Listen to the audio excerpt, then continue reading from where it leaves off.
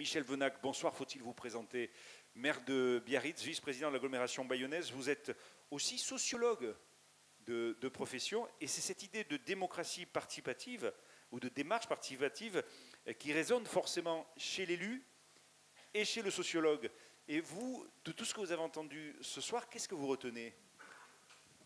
Je retiens d'abord les propos d'Alice, c'est ça, Mazot, qui a fait un raccourci extrêmement intéressant sur l'évolution des organes ou des structures de démocratie participative qui se sont créées, voilà maintenant, un peu plus d'une vingtaine d'années. Moi, pour ma part, j'ai mis sur pied, il y a pas loin de 20 ans, des conseils de quartier dans cette ville de Biarritz, qui a une sociologie particulière. Je l'ai fait avec des amis sociologues qui m'ont aidé à évaluer en même temps ces expériences-là.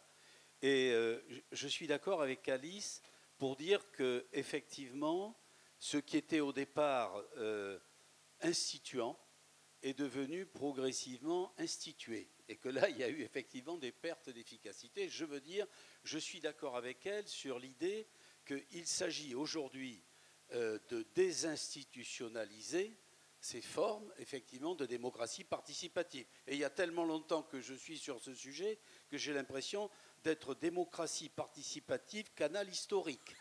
Voilà, cette impression-là. Oui, oui. Hein? Michel Venac, ça a été fort tout à l'heure. Non, mais mascarade de alors, je voudrais concertation, ajouter une chose. Elle y a été fort. Oui. Mais je voudrais quand même essayer de réhabiliter un peu ce qu'ont été ces pratiquement 20 années avec ces conseils de quartier dans la ville dont je suis devenu le maire ensuite, et dire qu'ils ont quand même produit beaucoup de choses et qu'on a constaté que tout le monde, pour que ça marche, entre guillemets, devait reconsidérer son statut, sa position. Les élus, bien évidemment. Les administrations municipales, bien sûr aussi. Mais les citoyens également, qui, accédant au poste ou au statut de conseiller de quartier, devaient se hisser à cette fonction-là. Mais ils sont là encore les citoyens? Ils sont là encore les citoyens? Alors il y a des citoyens qui sont là, bien sûr. On a eu une première génération de conseils de quartier sur environ 6-7 ans, puis une seconde génération de conseils de quartier où on a fait bouger beaucoup de choses, effectivement, pour essayer de décrasser un peu ce qui était un peu toxique dans le fait participatif. Mais je constate aujourd'hui, et nous sommes en plein dans le sujet, puisque nous avons au début janvier un séminaire sur la question de l'évolution des conseils de quartier. Aujourd'hui, effectivement, Alice a raison, le temps est venu de désinstitutionnaliser ces structures. J'ai cru que vous alliez dire de dézinguer tout ça et de changer tout. Bah, si tu veux, tu peux le dire comme ça. Non, mais vous l'avez dit. Tu peux le dire comme ça, si tu veux, mais de changer, en tout cas, de faire autrement. Mais au début, ce qui était important, c'était, et notre intervenant l'a signalé tout à l'heure, c'était ce sentiment qu'il y avait du désenchantement démocratique, du désengagement démocratique, et qu'il fallait, eh bien, comme certains l'ont dit, démocratiser la démocratie. Et c'était ça l'objet véritablement au début. Alors aujourd'hui, il faut trouver des formes nouvelles. Moi, j'en conviens. Je constate que les conseils de quartier chez moi patinent, qu'il y a des frustrations et des mécontentements, que les élus aussi, et moi le premier, je le dis, devenu maire. Vous savez, je crois que je ne sais plus trop qui, là, un sociologue qui parle du présidentialisme communal. Ben, des fois, je me sens atteint de présidentialisme communal. Alors, il faut que je réfléchisse, à toi aussi d'ailleurs. Hein. Ah, ça y est, Jean-René Il n'y a pas que moi, Jean-René. Bon, hein, vous aurez la réponse voilà. tout à l'heure. Alors, il faut qu'on réfléchisse à tout ça, et je crois effectivement qu'il faut qu'une page se tourne. Sans doute aurait-on dû la tourner avant, mais aujourd'hui, on sent bien que ça ne fonctionne plus, et il faut trouver de nouvelles formes. Et là-dessus, Alice, dans son intervention, m'a beaucoup éclairé. Qu'est-ce que vous attendez, vous attendez de nouvelles initiatives, de nouvelles recettes pour vous aider pas des recettes, à entendre la voix pas des recettes. Je crois qu'effectivement, il faut un peu, comment dire, virginiser de nouveau cette démocratie participative. C'est-à-dire essayer d'inventer quelque chose de nouveau, de moins institué, véritablement, et retrouver des élans qu'on a eus au début, effectivement, qui se sont progressivement un peu fossilisés. Quoi. Mais Voilà. vous le sentez, ça, Michel Venac, vous nous l'avez dit, la déconnexion avec les gens et les élus. Vous vivez ça, vous? Ou vous vous dites non, je ne le sens pas vraiment tant que ça? Oui, il y a une décoration. Ceci dit, ce n'est pas la seule forme de démocratie participative dans une ville. Il y a des associations et des commissions extra-municipales. Nous, à Biarritz, on a 350 associations et je peux vous garantir que si on ne s'occupe pas d'elles, elles s'occupent de nous, hein, véritablement. Donc, tout ça, c'est quand même vivant, hein, mais ce n'est pas inerte, la vie sociale dans une ville. Mais si on s'en tient à la question de la démocratie participative, c'est-à-dire véritablement comment les citoyens participent à la fabrication des politiques publiques, parce que c'est ça dont il s'agit, eh bien là, effectivement, on a encore du boulot à faire, beaucoup de boulot à faire, parce que le compte n'y est pas. C'est aux citoyens de mettre sur la table des questions que vous ne voulez pas évoquer. C'est ce que disait tout à l'heure Romain Lajarge. Là, vous avez réagi. Il va falloir assurer, hein, si ça se passe comme ça. On va assurer, oui, tout à fait. Bon. Maïda Beotegui, vous êtes, on l'a dit, vice-présidente vous êtes présidente de la communauté d'agglomération du pays de Bidache. Communauté de communes. Pardon, de communes, bien sûr, mais vous allez voir, ça va changer tout ça. Et vous êtes première adjointe à Bardos. Et j'avais envie de rajouter, vous êtes aussi agent d'assurance à Bardos. Est-ce que ça change quelque chose? Alors moi, je ne suis pas du tout sociologue. Alors, pas oui, du mais tout. quand on dit vous êtes une casquette politique, oui. vous êtes un mandat, oui. et vous êtes aussi quelqu'un qui travaille dans sa commune et qui a un métier. Pourquoi est-ce que vous vous présentez comme ça? Alors je me présente comme ça parce que pour moi, c'est important d'essayer de garder cette double activité. Je trouve que quand je viens à mon agence et que je rencontre les gens qui viennent me parler du problème de leur dossier qui n'a pas été bien géré ou du problème, je ne sais pas, d'une opération, savoir comment va être remboursée son opération, qu'il a des problèmes de financement, ben, j'ai l'impression à chaque fois de vraiment tourner la casquette et d'être dans deux mondes différents. C'est pas péjoratif quand je dis ça, mais... À ce point, hein? À ce point. C'est pas à ce point, c'est-à-dire que quand on est dans l'organisation politique, c'est-à-dire l'organisation locale de notre société ou de notre territoire, c'est passionnant, c'est indispensable.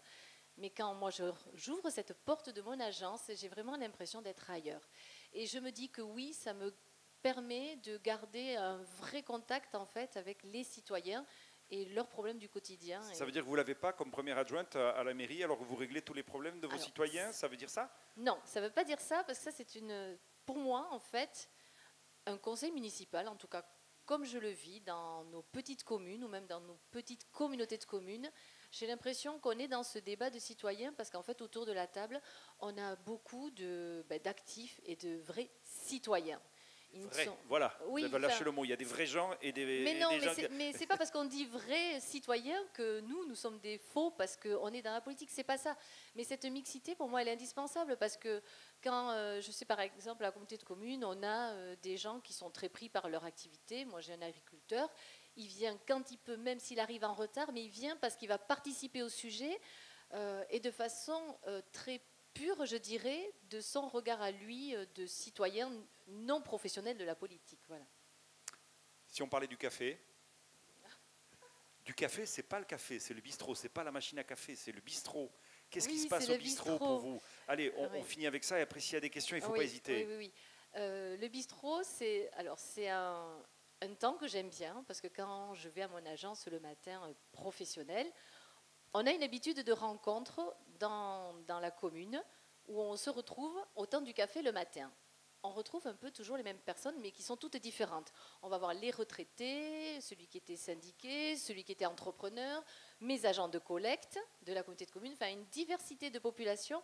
Et c'est vrai qu'on débat de tout, y compris des sujets qui sont à la télé, parce qu'il y a BFM TV, etc.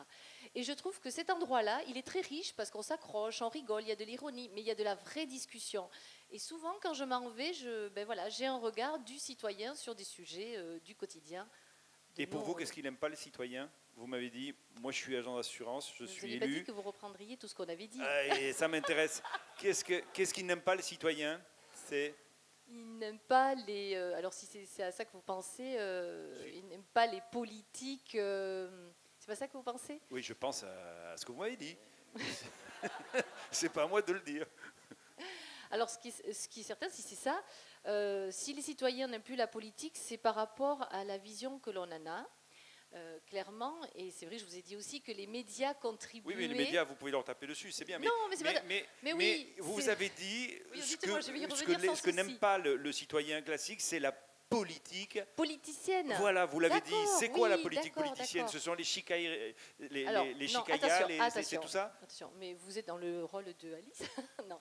Alors, pour moi, il y a certes deux niveaux de politique. Il y a la politique politicienne qui est aussi indispensable, et il y a la politique de projet d'organisation de la société. Ce qui est embêtant, c'est l'image que renvoie le national, quel que soit le parti politique. Pas ici, hein, ça non, se passe pas à Paris. Hein. Mais c'est pas ça que je veux dire. Et c'est vrai que les médias contribuent, parce qu'au lieu d'entendre les projets de chacun, les actions de chacun, on entend les chicailles entre les uns, les autres, et même moi, ça me dégoûte à force. Voilà. Donc c'est vrai que... Et si vous en parlez, vous, les médias, c'est peut-être parce qu'il y a de la réalité derrière, mais à un moment donné... On n'est pas là pour parler des médias. Non, mais attendez, j'ai pas fini. S'il vous plaît. Parce que je peux être positif avec les médias. Mais j'en suis sûr. Parce que de l'autre côté, c'est pour ça que je veux en venir, les médias, je trouve, ont un rôle à jouer, parce que moi, le matin, quand je me réveille avec Radio France Pays Basque, j'entends... Oui. Non, pardon. Oui, vous avez cité déjà 2 médias, vous allez vexer du monde. Allez-y, terminez rapidement. Parce que les médias, les radios, les télévisions peuvent contribuer de façon très efficace à cette démocratie citoyenne. Parce que vous interpellez les gens sur les problèmes du quotidien. Si, bien sûr. On le voit à la télé, à la radio. Vous y croyez, vous, à la démocratie par les... Non, mais c'est intéressant parce que c'est un nouvel élément qui est apparu. Parce que moi, je suis très attentive quand j'écoute des citoyens répondre aux questions des médias. D'accord, très bien. Comment ça va se passer après le 1er janvier? Je termine par là. Comment ça va se passer? La parole aux citoyens, la parole... voilà, tout ce qu'on s'est dit ce soir. Ça va bien se passer, ça sera compliqué, bien sûr. La parole aux citoyens, il faut forcément trouver des choses, des formules, des... Oui, il faut d'abord qu'on organise ce nouveau territoire. Moi, je suis conseiller régional de la Nouvelle-Aquitaine. Et donc, ça veut dire que j'assiste et je contribue aujourd'hui à l'organisation de territoires. La région qui a multiplié par 3 sa superficie, avec les problèmes que l'on sait, et le Pays Basque qui s'organise autour, évidemment, d'une intercommunalité de grande surface, de grand périmètre. Voilà, ça pose des problèmes d'organisation qui sont importants. Il ne faut pas les nier. Et je pense que dans la phase de préfiguration dans laquelle nous sommes, nous essayons de résoudre ces problèmes et nous les résoudrons. Mais il faudra un certain temps pour que le système, véritablement, acquiert tout à fait son efficacité. Merci pour ces interventions. Questions dans la salle? Parce que voilà, il y a 2 questions. Allez-y, monsieur. On va vous donner le micro. Et après, on conclut avec Caroline et M. Tchegaray. Caroline Phillips et Jean-René Tchegaray. Bonsoir tout le monde. Merci pour vos interventions. Je découvre aussi plein de choses que je ne connaissais pas. C'est plus souvent. Hein. Non, alors ma question, elle serait plutôt sur est-ce que vous avez étudié, parce qu'on a parlé de libérer l'entreprise, j'aime bien cette idée de fonctionner avec les gens d'une manière non subordonnée. Moi, la question, ça serait sur le salaire de base. On a parlé sur le revenu de base universel. Alors, je sais qu'il y en a en ce moment qui le présentent dans certains partis politiques, etc., avec différentes versions. Moi, je parlerai plutôt, parce que c'est ce que la dame a dit, c'est la question du temps, l'agriculteur qui vient. Alors l'agriculteur, il travaille 40, 50 heures par semaine. Et puis, pour faire de la démocratie participative, on va aller à une réunion parce qu'il faut participer quand même à la vie, mais bon, c'est quand on travaille qu'on devrait participer. Donc, est-ce que vous pensez qu'au moment où on parle de 36 heures ou de 40 heures ou de 35 heures ou de 35 heures et demie, il ne faudrait pas vraiment libérer la question du salaire, libérer le temps le travail des gens et partager le travail pour pouvoir participer pleinement, sachant que l'action que tous ces gens pourront faire dans la société dite civile ce soir ont une action innovante sur la société. D'accord, est-ce qu'il ne faudrait pas organiser ça pour que le citoyen puisse à un moment donné trouver cette expression? Qui c'est qui veut répondre à ça? Vaste débat. Hein? elle s'adresse à qui veut. Hein. Dans l'entreprise, c'est organisé. Je sais, Fabrice Sorouet nous l'a dit tout à l'heure. Est-ce qu'il ne faudrait pas prévoir, organiser carrément ça dans l'emploi du temps des salariés, un moment d'expression que je vais dire obligatoire? Excusez-moi, j'ai parlé de libérer vraiment le salaire. Libérer vraiment. Oui, ce sont des questions qui peuvent se poser. D'abord, le management qui est évoqué là est un management de type participatif, justement. Ça existe, c'est ce que vous avez évoqué tout à l'heure aussi, notre ami. Maintenant, au travers de cette entreprise innovante et libérée, effectivement, on peut poser un certain nombre de questions en général, mais il y a aussi, évidemment, la production de l'entreprise et ses équilibres économiques et financiers dont il faut tenir compte. Et je pense que tout manager et tout chef d'entreprise considérera qu'il peut y avoir des innovations, mais qu'il faut quand même évidemment conserver le cap sur les résultats. Merci à tous. Alors le mot de la fin, ça va être court parce que ça vous fait tard, n'est-ce pas? Donc ce soir, j'étais ravie vraiment d'assister à tous ces échanges aussi riches. Donc l'apport d'experts et d'observateurs externes, c'est important pour nous parce que ça permet de mettre en perspective non seulement déjà d'apprendre un peu ce que c'est la définition de démocratie participative en tant que telle. Donc je ne vais plus jamais utiliser le mot société civile de la même façon, Alice Mazot. Voilà.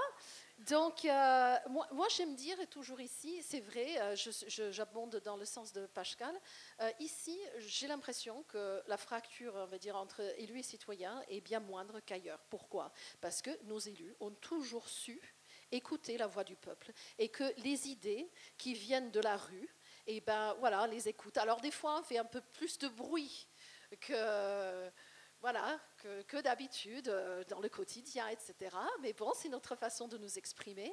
Eh bien, les élus nous écoutent depuis 22 ans. Et donc, c'est pour ça que moi, je suis confiante pour l'avenir et pour cette nouvelle institution que l'écoute et l'échange, les débats participatifs va continuer donc, entre les élus et les citoyens du Pays Basque. Donc tout ça nous aide à réfléchir à en quelque sorte notre refondation, notre réorganisation, donc pour le Conseil de développement et plus largement de comment nous pouvons faire participer des citoyens et des individus, ce que l'on ne fait pas bien aujourd'hui, des individus qui ne sont pas organisés, donc en société civile, à nos travaux. Donc ça c'était les derniers petits mots. Pas tout à fait. Milesker, merci Caroline Phillips. Jean-René Tchegaray, vous êtes le président du Conseil des élus encore pour quelques jours. On est dans la phase de préfiguration. Vous pilotez, vous présidez ce comité de pilotage. Tout ce que vous avez entendu ce soir vous inspire? Évidemment, nous avons entendu quelques paroles d'acteurs tout à l'heure qui sont bien évidemment tout à fait intéressantes. Je suis persuadé que les deux universitaires qui ont ouvert la séance ce soir ont trouvé malgré tout qu'il y avait une capacité d'initiative dans ce territoire assez exceptionnelle. Ils opinent de la tête, mais l'autre jour, lorsqu'on recevait avec quelques autres élus une mission de sénateurs, membres de la commission des lois, qui sont venus ici à Bayonne pour regarder et voir comment on appliquait ces réformes territoriales, ils étaient un peu soufflés. Et lorsqu'on les a raccompagnés à l'aéroport, dans la voiture, ils nous disaient écoutez, on n'avait pas tout à fait compris qu'au Pays Basque, il se passait cela.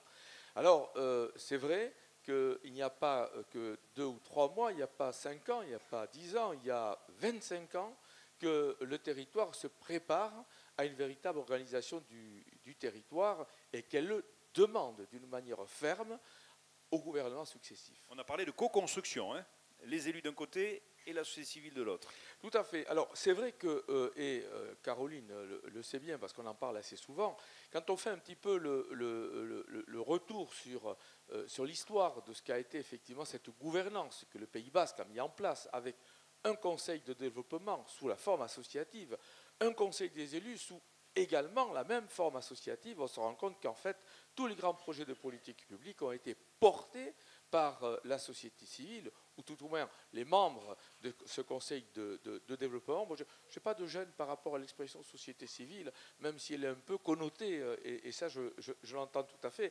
Mais c'est vrai que la société civile chez nous, les corps constitués, parce qu'en fait, c'est bien cela dont il s'agit, puisqu'elle est organisée en collège, cette société civile au Conseil de développement, et que tous les grands dossiers qui sont sortis du Pays basque depuis ce quart de siècle le sont, parce que d'une part, la société civile l'a demandé, l'a porté, et que les élus ont également accompagné à la fois, bien sûr, la conception même de ces projets, et ensuite la mise en œuvre. Et demain?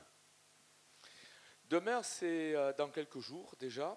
Et nous avons, comme chacun le sait ici, un travail considérable, et Michel Venac vient de le dire.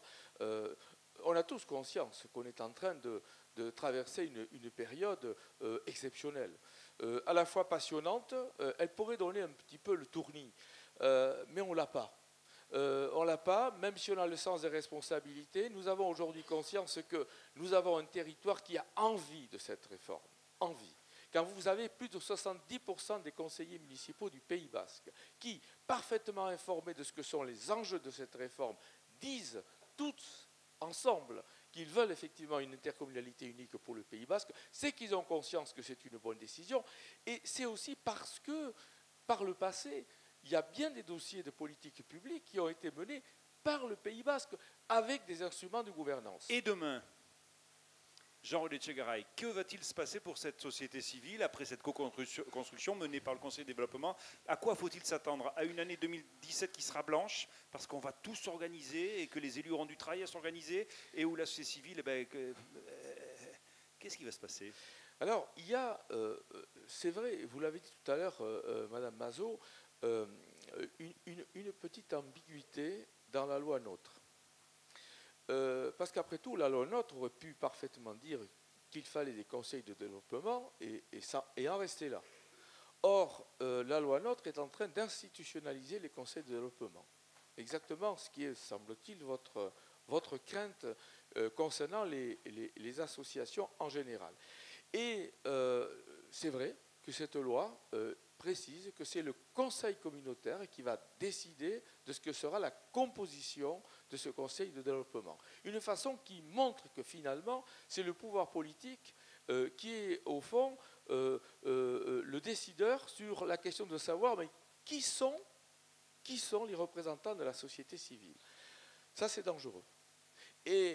Mais au Pays basque, on n'applique pas la loi nécessairement. Hein. Et on a cette tendance, en ce qui nous concerne, à considérer que la loi, c'est un juriste qui vous le dit, elle ne dit pas forcément que de bonnes choses. C'est la raison pour laquelle nous avons considéré, on se voit assez souvent avec Caroline, qu'il était absolument nécessaire qu'il y ait un pacte qui puisse être passé entre ce qui est aujourd'hui le Conseil de développement, qui représente effectivement au Pays basque la société civile, et puis le futur Conseil communautaire. Et on parle déjà aujourd'hui de ce que pourrait être l'articulation, au-delà même de ce que dit la loi, car cette composition du futur Conseil de développement, il faut la travailler ensemble, et que l'esprit d'indépendance auquel tient beaucoup le Conseil de développement soit maintenu, ce que le Conseil peut avoir en conservant le statut associatif qui est le sien et ce qui n'est pas du tout en contradiction avec la loi NOTRe. C'est à cela qu'on se prépare actuellement.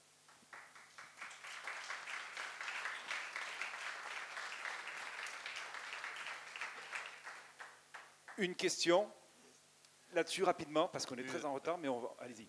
Une observation, parce qu'en proposant en même temps, je profite de l'occasion, qu'il y a une autre réunion de participation citoyenne qui se déroule à Mouguer et qui a pour objet de lutter contre le projet de la ligne à grande vitesse. Alors, c'est un sujet, je sais, qui est tabou peut-être au Conseil de développement, et c'est dommage parce que c'est quand même un élément de démocratie. Ceci entre parenthèses. Oui, attends, juste pardon, là-dessus. Pardon, nous étions la seule association qui avait été consultée par le médiateur du LGV. Et justement, le Conseil de développement avait émis un avis déjà à l'époque, il y a combien d'années, Philippe? Il y a peut-être 7 ans. Et après, à nouveau, nous avons réaffirmé notre avis sur la venue du LGV et réaffirmé notre position Je suis sur content, la je prise le en ferai compte remonter ce soir. de l'environnement, de l'écologie, etc. Et nous l'avons fait savoir, puisque Jean-Baptiste Etchito, qui était président à l'époque, qui est ici dans la salle, donc avait porté cette information à la presse. Une question. Une autre information, c'est que on l'a évoqué, les représentants associatifs l'ont dit, c'est le risque aussi, et nous avons une formidable loi, parce que la loi NOTRe n'est qu'une nouvelle loi, et là, encore une fois, je me répète, c'est la formidable loi qui est inscrite dans notre Constitution, qui peut-être ne serait pas mise en place en ce moment, c'est pour ça qu'il faut la défendre, et surtout éviter qu'elle soit instrumentalisée et récupérée. Merci. Alors Merci, méfions-nous en tant ça- qu'associatif, Merci. et il existe, pour que tout ne vienne pas de la côte, mais à l'intérieur du pays, il se crée une association actuellement, justement, pour défendre la méthode, parce qu'il s'agit d'une méthodologie, la méthode associative. Très bien, Quand on l'a on compris. voit les Lechka. dérives, quand il s'agit des politiques qui prennent le pendant des associations qui parfois amènent leurs dérives, on voit ce que ça donne, par exemple quand on a Echari qui est vendu, Allez, alors que c'est un merci. outil pour Merci. On a compris, Merci, Mileshker, Lechka. 2 fois. Une dernière question là et après Caroline Phillips. Une question. Ça Allez-y. marche là? Oui, ça Une marche. question toute simple. On a parlé, il va y avoir le PCI. Quand vous entendez de fort, monsieur, allez-y. Le PCI donc, va fonctionner en janvier. On a parlé des élus, on a parlé de la société civile. Moi, j'ai une question. Quelle va être la place et comment est envisagée la place des citoyens, que je distingue un petit peu de la société civile, parce que souvent c'est des corps constitués, organisés, associatifs. Quelle va être la place ou comment est envisagée la place des citoyens dans le futur PCI? Oui, c'est plus précis peut-être que le tout. René Tchegaray, vous donnez la tête. Il faut qu'on aille rapidement. Vous ajoutez à la complexité. Parce que, bon, la société civile n'est pas forcément celle qu'on croit. Et vous vous dites, quelle est la place des citoyens? Alors, les citoyens sont forcément au cœur de toutes les politiques publiques, en tout cas dans l'intention des décideurs publics. Parce que, bon, pensez bien que même si on est assez critique vis-à-vis des élus d'une manière générale, a priori, les élus ont quand même le souci avant tout de s'intéresser aux citoyens.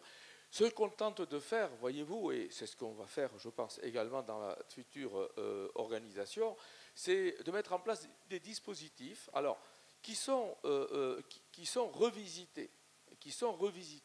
Et on était hier soir, avec mon collègue Christian Villiers-Barbet, qui est ici notamment, à une réunion qu'on appelle Portrait de quartier à Bayonne. Portrait de quartier, on demande à la population de venir à des réunions, non pas pour entendre dire, tiens, voilà, nous avons un projet, dites-nous comme nous sommes bons et comme nous sommes beaux, et de nous dire que ce projet vous va. On leur dit simplement, écoutez, dites-nous ce que vous avez à dire.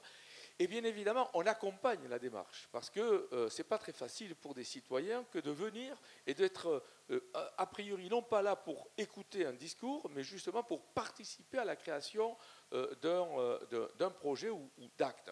Et c'est exactement ce que l'on tente de faire. Et je vais vous dire, au Pays Basque en particulier, ces éléments de citoyenneté, ils transpirent de toute la structure associative. Ils transpirent. Aujourd'hui, si vous êtes élu et que vous regardez bien, que vous êtes attentif à tout ce tissu associatif qui vous entoure dans le domaine culturel, social, économique, etc., vous vous rendez compte que les citoyens sont effectivement derrière.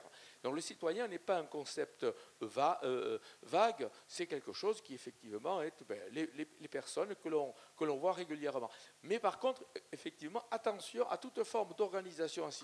Et moi, je suis tout à fait d'accord avec ce qui a été indiqué tout à l'heure. Et du reste, nous, dans l'application qu'on fait dans ce qu'on appelle les quartiers politiques de la ville, des conseils de quartier, on fait surtout attention de ne pas appliquer là aussi strictement la loi, parce qu'on arriverait à un certain nombre de dérives et que le citoyen finit quelquefois par disparaître devant en réalité un cadre légal. Dernière question, on conclut après. Bai, Mileshker, eginen dut Franceschez Pascal Endo, Voilà. Pascal Endo, donc président de CHK, vous ne connaissez pas tous les deux. La fédération CHK, c'est la fédération des écoles associatives laïques immersives en langue basque. Il y en a d'autres ailleurs. Et il y a 3600 élèves de la maternelle au bac. Juste rebondir sur un truc. On a parlé beaucoup ce soir du clivage élu et citoyen. Moi, je crois que là où il y en a le moins du clivage élu et citoyen, ça doit être ici. C'est peut-être pour ça d'ailleurs qu'on n'a pas tout à fait le même panorama électif qu'ailleurs. Voilà. Pourquoi? Parce que, évidemment, comme ailleurs, on a une méfiance envers nos élus. On trouve qu'ils ne foutent rien, etc., comme ailleurs. Hein. Par contre, qu'est-ce que c'est chiant la démocratie? C'est vrai, il y en a un qui prend la parole, on aimerait qu'il ne la prenne pas, et puis finalement, voilà, c'est comme ça aussi. Et c'est ce rapport-là, très particulier, qu'on a depuis 25 ans, où, au sein de la collectivité territoriale, dorénavant, on l'aura aussi, mais où, grâce au Conseil de développement, on a pu avoir ces débats-là de manière institutionnelle. Et ça n'a jamais été un problème ici. En fait, c'est vrai que l'institutionnalisation, moi, au sein de ma fédération d'écoles, on fait tout pour ne pas devenir institutionnel. Mais parce qu'on en a conscience. Et on fait exactement la même chose avec le Conseil des élus. On fait tout pour ne pas devenir institutionnel. Donc finalement, c'est peut-être pour ça que ça fonctionne ici. C'est parce qu'on a peut-être conscience de ce danger-là. Voilà. Et moi, j'ai vachement envie d'y croire. Évidemment que le rapport avec nos élus, il n'est pas simple. Mais je suis persuadé qu'on va réussir à fonctionner, pas comme on a fait avant, parce que ça ne va plus être pareil. Mais on va réussir à se parler, parce qu'on ne fait pas le même métier. Les élus vont faire leur boulot d'élus. Nous, les militants, on va faire notre boulot de militants. Et on va tout le faire, on va certainement le faire au sein d'une institution, qui sera certainement associative d'ailleurs. Et moi, j'en suis très content. Mileshka. Merci Pascal Endo.